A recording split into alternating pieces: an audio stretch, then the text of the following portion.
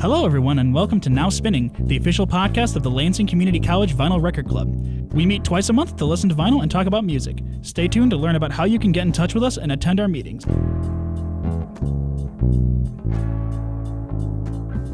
All right, hello, everybody. Welcome back. Hi. Today in the room with me, I have Iris Marisi. Leo Ackerman. And Jacob Zokvik. And the host here is, that forgot to introduce himself first.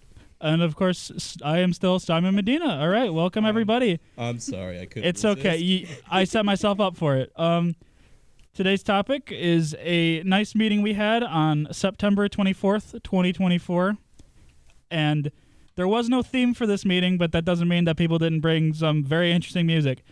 So, starting off here, we have... before the meeting started, of course, usually somebody will put on like a very long jazz song or something, and we got to sit there and listen to it. And today's was Isis and Osiris by Alice Coltrane and Pharaoh Sanders. Oh, two of my favorites. Alice Coltrane is the wife of John Coltrane, who, after John Coltrane passed, took a big leap into spiritual jazz, alongside Pharaoh Sanders, who was sort of one of John Coltrane's students in a way.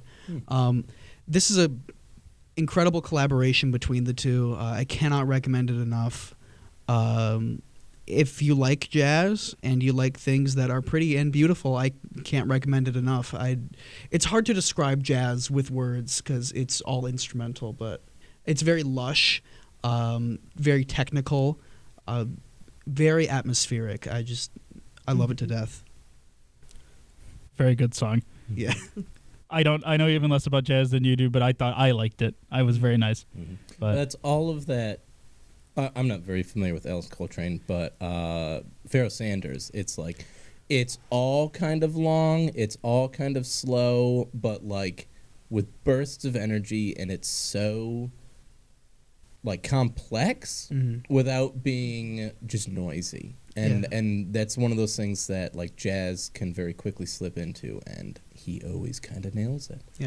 Yeah. Pharaoh Sanders has been one of my favorites for years. Love all of his work. Can't recommend it enough. Once again. Nice. Beautiful. Good start. Yeah. Moving on, though, we've got something a little bit different. That is a thrash metal song off of the album. What is the name of this album here? Infest the Rat's Nest by King Gizzard and the Lizard Wizard, friends of the show. They show up every time. We can't get away from them, but that's okay. Played at almost every meeting. That's because they're so gosh darn good, I tell you what. They have a genre for every single meeting, every single topic. You can play something. You can't get away from it. We play Rat's Nest at almost every meeting. Well, that's because turns out everybody likes the heavy stuff. No, there's like three different people bring in Rat's Nest on separate days without knowing that the other person brought it in. It's magical.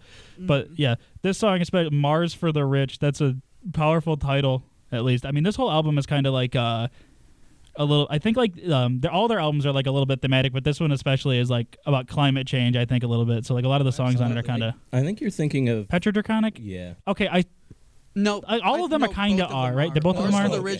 Mars for the Rich is directly talking about how a better life for the rich will be available after climate change kills the planet. They'll leave the poor people behind to drown and die on Earth while everyone else migrates. They got a lot of songs like that.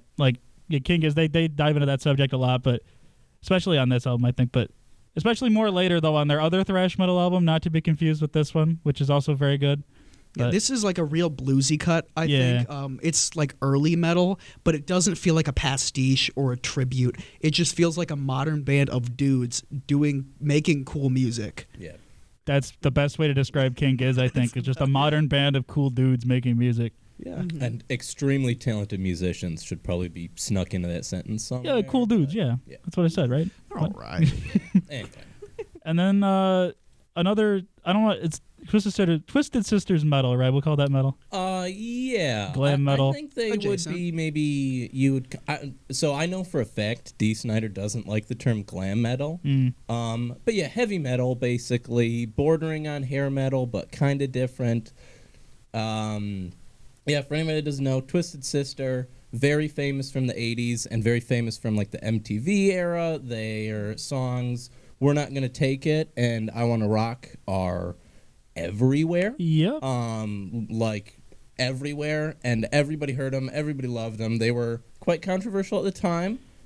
There's your album cover. I don't know why parents would think this was weird in the 80s. But yeah, fan. So I played the song. Burnin' Hell is the song, by the way. Burnin' Hell is my personal favorite Twisted Sister song. So, We're Not Gonna Take It, I Wanna Rock. Very famous, very like, screw you, mom and dad. But like, my parents were almost adults by the time this came out, but they still were young enough that there's almost a relation to this. And I've heard my mother screaming the lyrics of We're Not Gonna Take It before. It happens. And so, like, for me, not that, like, haha, sticking it to my parents. But let me tell you what, the song Burnin' Hell, absolutely my mother would not be okay with. And so when I was, like, a little teenager, I loved that song because it was still me able to be rebellious with music that is way older than even I am. Right, that's awesome. But yeah, so it's personal favorite, and the whole album is very good. It borders on pretty heavy metal at points. Burnin' Hell is like almost even has thrash moments. So if you're into it, don't be fooled into thinking it's glam metal. It's got some pretty cool stuff on there. Mm-hmm. Yeah, I feel like saying the word glam metal is almost an insult because that conjures up a lot of imagery of like over the top, like. I mean, this is over the top, obviously. Like, look at that album cover. I don't know what else to call it, but like, you know what I mean. Like, the musicianship isn't there, but like, I didn't say Kiss. Well, Kiss is. I'll call them out right now. I don't know. Is Kiss glam metal? They're not glam metal. They're glam rock, and it's the insult. I think there is a bit more appropriate. I suppose so. But anyway, yeah, good song, good album. Yeah. But and then I kind of just wanted to honorable mention the song I played. Oh, okay. Yes, of course. Yeah, Would you? Of course. So I played a song from Kingdom Hearts 1. Ooh. I sit at a crossroads that I'm not sure exists. Maybe it does. I'm a fan of Kingdom Hearts. I am not a fan of Disney. Oh. Yeah. I get it. And Kingdom Hearts is, for the uninitiated, here we go. I can't wait to hear what you are about to say. It is a crossover kind of collaborative effort the effort completely going to the Final Fantasy writer, but it is a collaboration between Disney and Final Fantasy. Specifically the studio Square Enix, right? Specifically Square Enix, but I don't think there's any characters that aren't Final Fantasy characters from Square Enix properties. There's no Dragon Quest characters or anything, which would be kind of fun. But I'm not a Disney fan. I am a Kingdom Hearts fan. Tetsuya Nomura, the writer for many Final Fantasy games and also for Kingdom Hearts, he has turned the storyline into something. It's something. I'd use the term a jumbled mess, but you could call it something. I've had it explained to me by people at least 3 different times, and every single time I feel like when I couldn't take like a single piece of it, I didn't understand a single piece of it. Hey. Write Goofy's us a letter if you want me to explain to you. We don't actually take letters. There's going to be no letters read. I don't know how to read. Come to the meeting. Come to the meeting. We'll explain Kingdom Hearts lore to you. I promise. She'll explain Leo Kingdom Hearts to you. Leo can help. Someone will explain it. We'll find somebody. Anyway, so this is a game that I kind of just got into around last year. When I was doing not much else, and I really like it. And Kingdom Hearts 1 has a good soundtrack. It's not a very good game. Play Kingdom Hearts 1 if you care about the story. Start with Kingdom Hearts 2 if you like good games. Thank you for the guide. Continuing. Rock Lobster time? Anyway, somebody played Rock Lobster after that. Goody. Back to, this is one of the greatest songs ever written, I have to say. Like, it's a beautiful. I mean, I say this not even as a joke. I just love this song. I adore it. It's just like the surf punk thing, and then just the lyrics about Mozart wept. Right, Mozart wept. It has so much energy. Oh God, yes. And it's one of those funny things where, like, if any other band had played this, it would have been like almost a punk song, Right. Or like, and it's actually quite close. Yeah, it's there. already. Right. Like it's Like I said, it's like it's heavy in like the way the riff is played and the way the riff is used, and it really is. It's driving. The song is way longer than a punk song should be. No, yeah, but it's naturally. like the album version's like 7 minutes long, which is insane. But they, I Not mean, long that whole enough. band is Yeah, exactly. insane. Like, Oh, what's the all of their B-52s? music is Absolutely. insane. Which great, don't ever change. Like I love it. No, that's the but, beautiful thing. Yeah. It's really hard to describe the B-52 sound because, like you said, there's a lot of punk stuff there, but also they feel distinctly separate from that movement. Like, of course, they're part of the whole like new wave art punk scene. The disco, even like Yeah. there's a lot of that makes its way in. Are they from? I don't know if they're from New York, but they definitely give me like a. They feel like they would be somewhat associated with like the Talking Heads, Yeah. Yeah. in like the CBGB scene because they're just off the wall, but they're still punk at the Right. roots. Which is wild. Yeah, especially Wild. like yeah. not the reputation that they have now at Yeah. all. Yeah. Love Shack, but they're not there yet. This is quite pre Love Shack. I mean, Actually, I hate to sound like a dweeb, but I love the song. Love nobody. Shack. If you don't like if you hate the song Love Shack, you're like you have no joy in your heart. That's all there is. What to if it. it's You're for not a welcome to the specific club. reason? Like let's just say hypothetically, a high school production of a terrible musical. Oh my. Well, see, I could see that, but also with choreograph dance that you got to do. well, I don't know if getting you have an ourselves excuse on. for that because I was. I think there is No. a Love Shack dance, right? Is there? Like that, like people regularly used to do. Like there was a normal choreographed dance that went with it. Well, Yeah, and I was gonna say I it's a was hypothetical. I was present for a high school production of Mamma Mia, and I only love ABBA like 50 times more now. So I think it's just you. I don't know. I'm the problem. You're the But problem. again, this is a hypothetical. Hypothetically. Yeah. Well, hypothetically, you would be the problem. I see. Okay, continue. Very good. And then a song that got played that I talked about at length, or at least the whole album attached to it, was 2122 by Geese off the album 3D Country. If I there's thought this one was cool. thing, no, it's very good. I love this song. I love this album, but this song is also just very great. I love the intro to it, where it's just you just put the needle on the record and you just kind of sit there, and then he just starts screaming at you, and then it just jumps right into the song. They're making Southern rock cool again. Yes, they are. Finally. They're bringing it back. It's this wonderful hybrid of like off the wall punk and like unbridled love for Southern rock, especially in like I forget which parts of the song, but he has like a very clear like Southern singer influence. Like I can definitely hear like Greg Allman influence in, Yeah. like, the way he sings stuff. I don't know, very over the top. It's Geese. It's Geese. It's Geese. Incredible band. I love this album. It's good. I- I had yeah. never heard of this before, and I've not gone and listened to other stuff yet. But I specifically added this song to go check this stuff out later. No, yeah, it's very. It got yeah. you got me with it. That's the goal. That was the goal all along. It's very great. Mm-hmm. But anyway, I literally talked about this in a different episode, the whole album. So we're just gonna keep it moving along a little bit. Yeah. I could talk more about it, but I don't want to. I want to, but we have things to get to. Anyway, Peter Tosh. Oh This song. yeah. So another song that I played at the meeting is "Wanted" by Peter Tosh. One of my all-time favorites. Best reggae musician ever. Come at me, Bob Marley fans. For reference, Peter Tosh taught Bob Marley how to play guitar. So you don't have Bob Marley without Peter Tosh. Yeah, one of Bob Marley's friends, outstanding reggae musician, very influential in that kind of like 70s into the 80s development of it into like a mainstream music.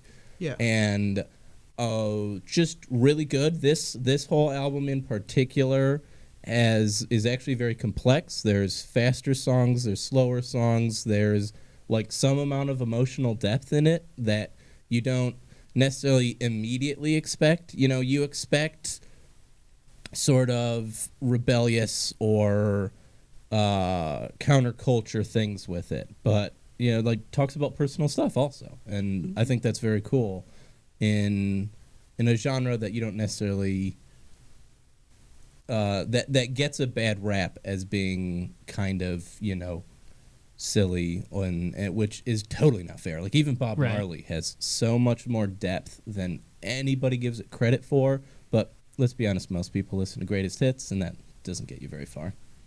But yeah, love Peter Tosh. Highly, highly recommend, especially if you like reggae. I mean, you have to. But even if you don't like Bob Marley, and I like Bob Marley just fine, but Peter Tosh in my mind blows him out of the water. It's just a different style. He wrote a lot of the music for the Wailers early on. Peter Tosh did, but once he kind of left that group and they did their own thing, he takes the sound, and it's just a bit more chill, a bit smaller instrumentation. You know, the ensemble itself isn't as big, and it just feels like an even nicer vibe. Nice. Yeah, that's that great album. Honestly, I would say, yeah. There was a lot to take in. No, I'm sorry. No, that's awesome. I like you're passionate about it. Go on for 20 minutes, but that's good though. That's good. Quick note before we move on, I just want to say I really like the album titled Dread and Alive. Really like that. Yeah. I think that's fun. I believe it's actually Wanted, Dread, and Alive. Wanted, Dread, and Alive. Wanted, Dread, and Alive. It's not like Wanted, like that's the title track. No, so the title track is actually Wanted, Dread, and Alive. Okay. And that's the song I played. I just call it Wanted because I'm lazy. And I don't know if he says the words Dread and Alive in the song. I'm pretty sure the chorus is Wanted, Dead, or Alive, like the actual phrase that everyone's familiar with. So I don't know. I don't know what that's all about. I probably could have researched that, but I didn't. So that's where we're at. All right. Next, what do we got? First, I don't really know if I can say anything about the song, but I just want to say the name of this band here, the Marxist Love Disco Ensemble. I have no idea what this is, but that's just a powerful name. That's all I have to say about it. Cool name. Anyway, a little bit of a left turn here. Bob Dylan. This song off the album Blood on the Tracks, which incredible album. I want to say it's a classic. Might be his best, second best, maybe it's up there. I love this album so much. It's probably his most emotional album. Like, it's his most personal album, I would say, maybe, because it was definitely made at a time in his life when he was really going through a lot of, you know, very important personal changes and all that. And I think that every song somehow relates back into that. It feels like Dylan at his most, like, embittered and angry. Right. Like, it's a very sour record. It's kind of ugly to listen to, but it's like the songwriting is incredible. Oh yes, it's his best in like a decade almost, I'd say, for like his whole discography wise. Anyway. Do you have to be emotionally prepared before you listen to it? Is it that? There are parts where like it really hits you. Like, there's one song, "Shelter from the Storm." I listen to that one. That one gets me a lot. But if you like gone through like heartbreak and that kind of stuff, you'll listen to it and you can start empathizing with it, I think, a lot. Very divorced record. Yeah, no, that's what I was gonna say. It's like it's a very one of the most divorced albums ever made. But that's an adjective we can use if it makes sense. Yeah, I guess it is an adjective. On a less divorced note, next we have Mona off of Beach Boys' "Love You." Oh my goodness, I love this. This album is I don't know how I could start describing it, but kooky. It's kooky. Yes, it is. It's not the best Beach Boys album, but it's no. I just love it. It's very quirky and interesting. Essentially, it is just Brian Wilson with a synthesizer and a drum kit and a dream, basically. And he plays pretty much every instrument on it himself. He writes all of the lyrics on it, which he's a great songwriter, like melodies and all that. Lyrically, he's he tries his best, but as far as like the music itself goes, like the melodies are all there, but it's just played very like differently, like the way that it's mostly synthesizer, but not in like the way you'd think like synth pop would be. It's all like a heavy like Moog bass stuff. Where he plays that a lot on there. I was just going to say, it's experimental even today in ways you wouldn't really expect it, because he wasn't using the synthesizer as like an instrument with its own rules. Like there's not much in way of like arpeggios and like a bunch of changing timbres and whatnot. He's using it as a substitute for actual instruments, which is not something that I think the modern listener is really acclimated to. Yeah, it was. I don't want to say it wasn't really like ahead of its time as much as it was just outside of it. I think it was exactly its time. Yeah. So originally, a lot of synthesizers were marketed to musicians as instrument replacements. Right. Like this will replace your entire band.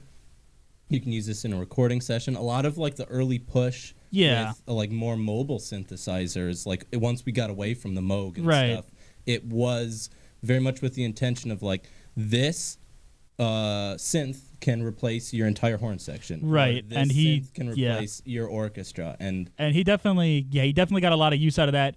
But like I think it like of any album, this kind of went a little bit further than most bands would in that like there's drums, guitar, bass, but anything else is basically just in fact a lot of time the bass is also synthesized, so it's really just guitar, drums. And then another thing about it is that this is not Brian Wilson at his vocally best, as in like in between this album and the last time he sang on an album, he smoked about I think like 10,000 cigarettes or so. So his voice, he's very an acquired taste, I would say. He does not sound good at all, but I think that adds to it really. And like the lyrics, it adds to the lyrics. The lyrics are very like childish. Yeah, it's like his mental state at the time. He was just like getting out of years of like drug abuse and he'd like very like serious mental problems, and this was kind of him coming out of it, and this was him trying to move away from it. And it's really like I said, it's the juxtaposition between like the childish like escapist lyrics and stuff, and like the gruff like heavy smoker voice. It adds something to it, I think. I think escapist is the best word you could really use to describe it. It feels like this guy who has reached middle age is trying to like clamor back for the music he made when he was younger that made him happy, that is like his safe space. Yeah. And to hear him with his gravelly voice singing that atop of these like very of the time instrumentals is just a really interesting contrast. And like this song especially is like Mona is basically like a Phil Spector pastiche basically, except it's all synthesizer and there's like these really loud like chimes on it.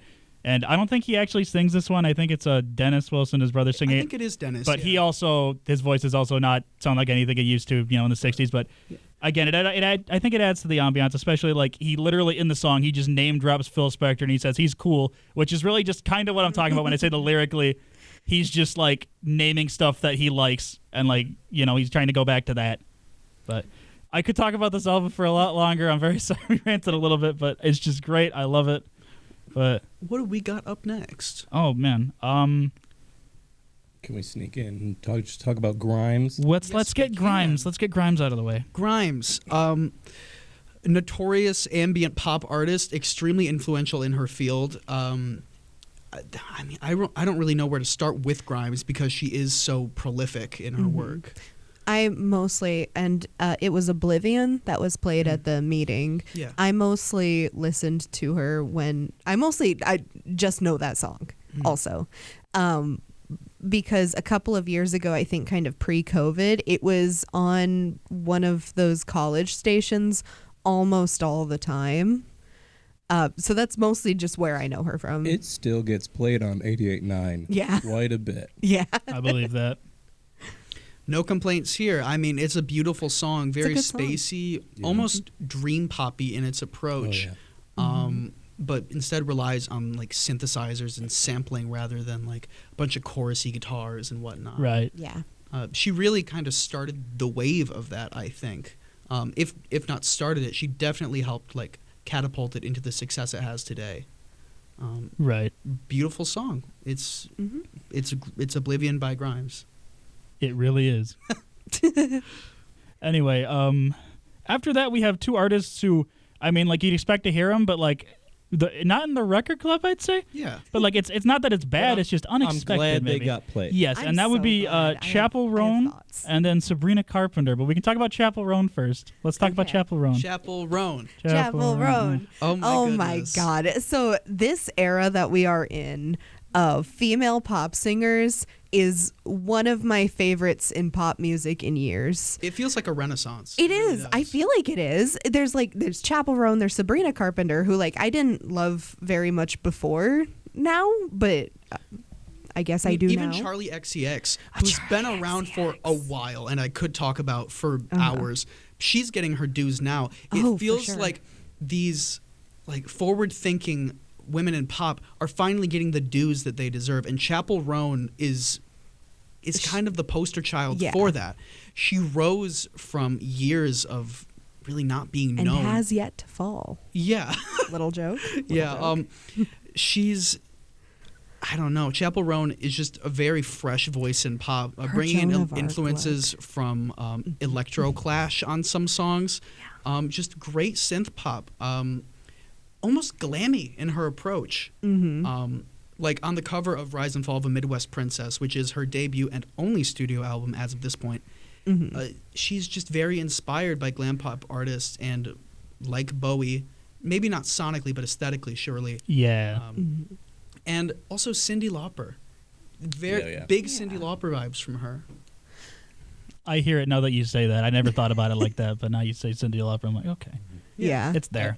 Especially the excessive blue eyeshadow. Oh yeah. That is lifted directly from Cyndi Lauper. Oh yeah. I see like clips of her live performances sometimes, and I love her looks all the time. There's like that Joan of Arc look Oh, my that she goodness. did. Oh my goodness. There's like them. There's Kesha doing there is. doing her comeback. Absolutely fantastic.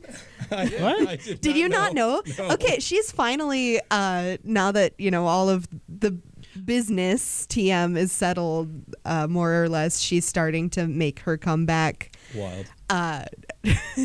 I really want to see. I haven't looked if Joyride is ever going to be. I think It's I think released? it has to be on the next record at the very least. Yeah, and if it is, I'm going to be playing it. I'm going to be talking about it, so I might hold off on talking about it for now. Okay. Right, and moving on from Chapel Roan to Sabrina Carpenter. Yeah. Another great pop star. Yeah. Like, I don't really have as much to say about Sabrina Carpenter because she isn't as like openly experimental with her image as Chapel Roan is, but still, it's just like great, solid pop tunes. It's cheeky, it's fun, it's entertaining. Speaking of cheeky, have you heard the radio edit for Please, Please, Please? Yes, I have. She's almost like a Katy Perry, but with self-awareness. Okay, big difference. Big thing right there. She's very self-aware, very silly, but never in a way that feels like, I don't know, patronizing or like or like haha. Like she's enjoying herself. I'm not gonna like sit here and defend Katy Perry super strong. I'm not like a huge Katy Perry fan or anything, but I think that Katy Perry gives those vibes. She does, but I feel like at some point she did take was herself a bit too seriously. Yeah, As for a of- bit there, but there was also like, I mean, like the early days of Katy Perry, like every interview and things was like she seemed goofy. She built Very her brand campy. off of relatability. Yeah. Because she's, silly and quirky and just like you. And now she's on something of a pedestal. She's just not relatable anymore. So it doesn't work when her new songs are about female empowerment and it sounds like it's AI generated, But, Yeah. Closing out the pop star ramble we went on. Do we have anything else that we really want to touch on? Actually, can I sneak one in? Yeah, While you we're can sneak talking one in. Go ahead. What did you just say? What was the sentence you just said? I really liked the sound of it. It was something about female empowerment. Yeah. Speaking of female empowerment, Oh boy. I played Helen Reddy. I Helen. Am Woman. Classic, like genuinely classic feminist anthem. I think it came out in the early 70s. I probably should have looked that up beforehand. But I got this record for $1. 1972. I had never really listened to Helen Reddy before. I knew the song I Am Woman literally just because of feminism. And it's great. It was something that could really be rallied around. And my understanding is that Helen Reddy really did like sit down one day and say, there's no music for women. Like that is like to empower women. Like I'm going to write it. And she did. And it's her biggest hit and was hugely successful and probably influenced quite a few people to really say, you know what, I am a woman. I can do stuff. I hope so. Anyway, it seems like it was a pretty big deal at the time, and it's actually just kind of a genuinely good song. Like, it sounds really nice, very high energy without being over the top at all. You know, she is still basically an easy listening singer, but she's belting it on some of those vocals in there, and it's very exciting. Very good. Yeah. Well, I think that does wrap it up for everybody, though. It was a very interesting discussion today. It's not often we get to like talk about modern pop music, I think. Oh, yeah. Yeah. That never gets brought in here ever. And then But don't be afraid to bring it to No, meetings. absolutely. Like, That's good. We like hearing it. We need more of that. But yeah, that segueing into this, we are it's a very open, accepting group of people. If you want to learn about how you can attend meetings and learn about our meeting schedule and themes, you can check out our website. That'll be linked with the show. We have we meet twice a month, of course, like I said at the beginning. We're open to anybody, whether you're a student, you're a staff, a community member. You have any amount of interest in vinyl, whether you have been collecting for your whole life, you've only have a couple of them, or you literally don't own any and you just want to expand your musical horizons. There's probably no better place to do it than here at the Record Club. In case you could tell from today, pretty much anything can and will get played there. And we would love to talk about it. You bring your favorite stuff. We will love to talk about it. We've played way more wild stuff than get played at this meeting. Absolutely. Oh, yeah. Don't. But please impress us. Bring something. Yes, bring some. Bring something we haven't heard, whether that's like actually rare or it's just like something you wouldn't expect to get played in a meeting like that, like Sabrina, Carpenter, Chapel Run, or anything like that. But thank you all for watching, and we hope to hear from you next time. Bye. Bye-bye. Bye-bye. Love you. Love you. Love you. Bye-bye.